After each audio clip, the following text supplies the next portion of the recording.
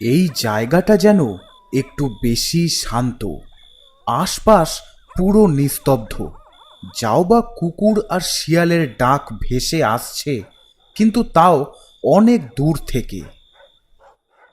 Pamela এর আগে কখনো বাড়ির এই পেছন দিকটাতে আসেনি, আর তাই পেছনের এই ডোবাটাও সে আগে কখনো দেখেওনি। এই রাতে অন্ধকারে চাঁদের আলোয় দেখে সে যা বুঝল তা হলো, ডোবাটা যে খুব একটা ছোট তা নয়।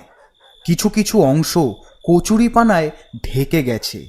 চারিধারে বড় ও উঁচু উঁচু গাছ রয়েছে অন্ধকারের ছায়ার মতো দাঁড়িয়ে। তবে ডোবার জলটা একদম স্থির ও শান্ত, একটুও নড়ছে না। আর তাতে হালকা চাঁদের আলো পড়ে আরও যেন রহস্যময় লাগছে।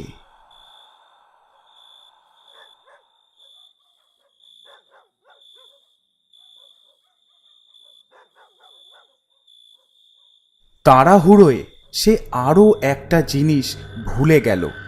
তার শাশুড়িমা তাকে বলেছিল যে মাটি খুঁড়ে সেই আঁশকাটাগুলো ফেলে তারপর মাটি চাপা দিয়ে দিতে, কিন্তু সে তা না করে ডোবার পাশের একটা গাছের গোড়ার দিকে সেগুলোকে ছুঁড়ে ফেলে দিল।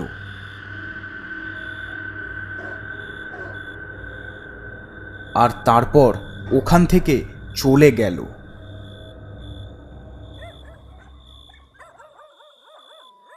পামেলা তো ঘরের ভেতরে এসে তারপর শুয়ে পড়ল, কিন্তু এই সারা রাত ওই ডোবার পাড়ে কি হচ্ছে সেটা কিন্তু সে মোটেই জানে না।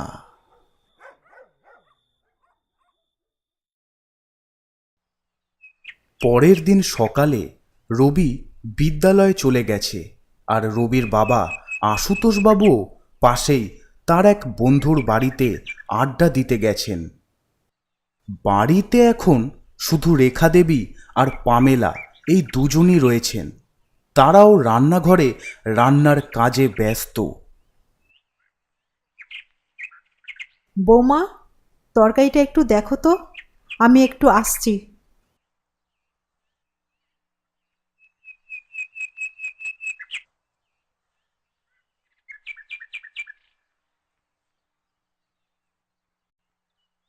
তাদের জীবনে যে এক ভয়ঙ্কর কিছুর আগমন হতে চলেছে সেই ব্যাপারে তারা বিন্দুমাত্র কিচ্ছু জানে না।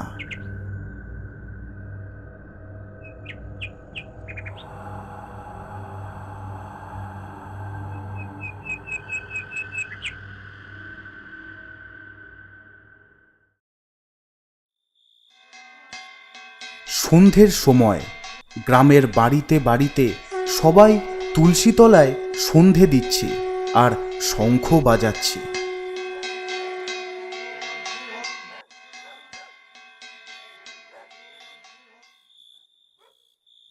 বাবা, একটা কথা তোমাদের বলবো, তা ভুলেই গেছি। কি কথা?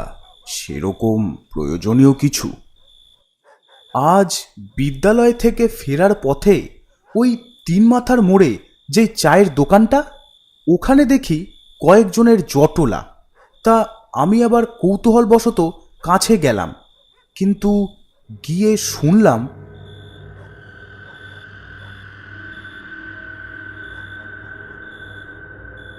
কি রে বাবু, কোথায় কি শুনলি? কিছু হয়েছে নাকি রে? ওই পাড়ার নগেন জেঠুর বাড়ি, আরে যেটা ওই ডোবাটার ওই পেছন দিকে, ওদের বাড়ির বাগানে কাল রাতে নাকি কী সব হয়েছে। সকালে উঠে নগেন জেঠু নাকি দেখে পুরো বাগান, তার সাথে ফুল বাগানটাও একেবারে ধ্বংস। চারিদিকে মাটি খোঁড়া, কোনো কোনো গাছ একটু একটু ভেঙে মাটিতে পড়ে রয়েছে। ফুল গাছগুলো তো সবকটা ছিঁড়েই ফেলেছে। মাটিতে এক এক জায়গায় অল্প অল্প গর্ত খোঁড়া, আর দেওয়ালের গায়ে যেন কার বড় বড় নোকের আঁচড়ের দাগ। জেঠু তো নাকি প্রথমে ভেবেছিল নিশ্চয়ই কোনো পশু ঢুকে এই সব করেছে, কিন্তু তারপর সব পরিস্থিতি দেখে বুঝেছে যে এটা কোনো পশুর কাজ নয়, কি জানি কোনো চোরঠোরও হতে পারে। আমিও শুনেছি, তবে আমারও মনে হয় এটা কোনো চোরঠোরেরই কাজ। তাছাড়া আর কী বা হতে পারে? গরু বাছুর ঢুকলেও কোনো গাছ বা ফুল কিছুই তো খায়নি। আবার মাটিও খোঁড়া, এমনিতেও ওদের ওই অত উঁচু পাঁচিল টপকে কোন পশুই বা বাগানে ঢুকবে? ওরে বাবা, সে আবার কি? না, বাড়ির সব দরজা জানলা ভালোভাবে বন্ধ করে রাখতে হবে। বৌমা, আমার যদি কোনো সময় ভুলও হয়ে যায়, তুমি কিন্তু ভালো করে দেখে সব জানলা দরজাগুলো বন্ধ করে দেবে। বলা যায় না, সময় তো ভালো না। তবে আমার একটা ঘটনা নিয়ে বেশ সন্দেহ লাগছে। সেটা হলো ওই আঁচড়টা নিয়ে।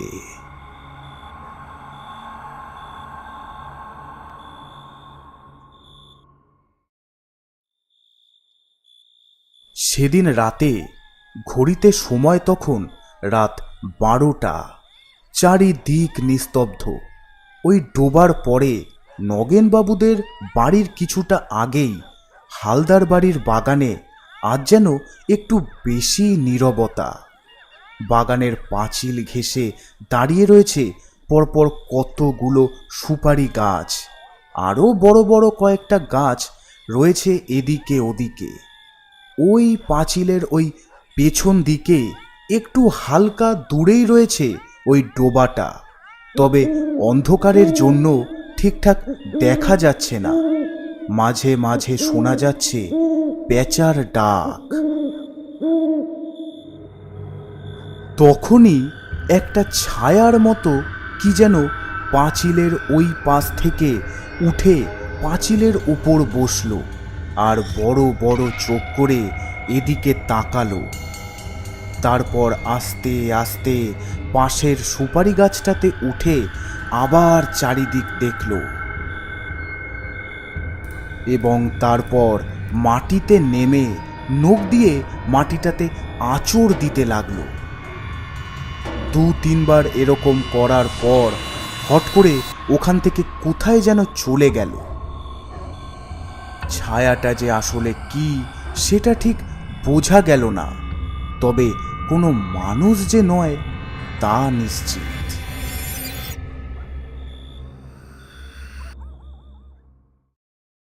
পরের দিন সকালে এই গ্রামের চায়ের দোকানে আশুতোষবাবু আর গ্রামের আরও কয়েকজন বসে আছে। আচ্ছা মুখার্জি বাবু, কি শুরু হলো বলুন তো? এরম ভাবে কি আর থাকা যায়? কেন হালদার বাবু, কি হয়েছে? আরে আর বলবেন না, গতকাল তো নগেনদাদের বাড়ির খবরটা শুনেছেন যে ওদের বাড়ির বাগানটার কি অবস্থা। হ্যাঁ, তা তো শুনেছি। আমরা তো সবাই আন্দাজ করছি ওটা কোনো চোরেরই কাজ। হ্যাঁ, সেটা তো আমিও ভাবছি। আর তার মধ্যে গতকাল রাতে আমার বাগানটা তো সেই একই ঘটনা, জানেন।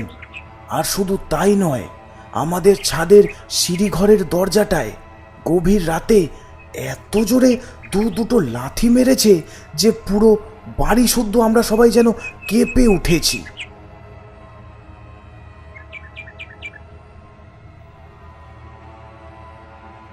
তারপর কোনো রকমে টর্চ ও লাঠি নিয়ে সবাই ছাদে যাই।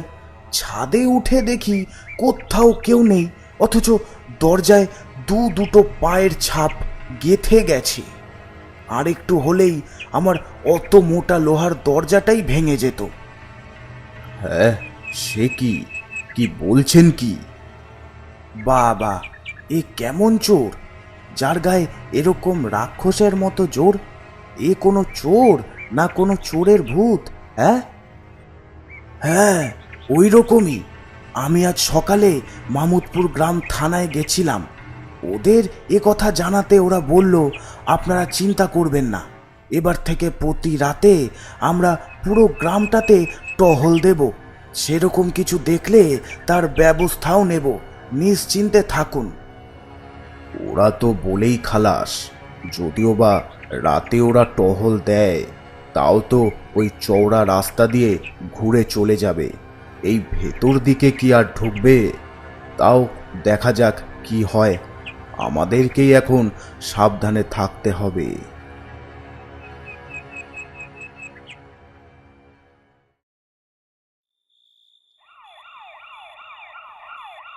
তারপর থেকে প্রায় দিন রাতেই পুলিশ পুরো গ্রামে টহল দিতে থাকে, তবুও সেরকম কোনো কিছুই তাদের চোখে পড়ে না। এই ডোবার আশেপাশের সমস্ত বাড়িগুলোতেই কে যেন প্রতি রাতে তাণ্ডব চালাতে থাকে এবং আস্তে আস্তে সেই পরিধিটাও বাড়তে থাকে। শুধু ডোবার আশেপাশের বাড়িই নয়, তার সাথে সাথে ডোবার থেকে কিছুটা দূরের বাড়িগুলোও তার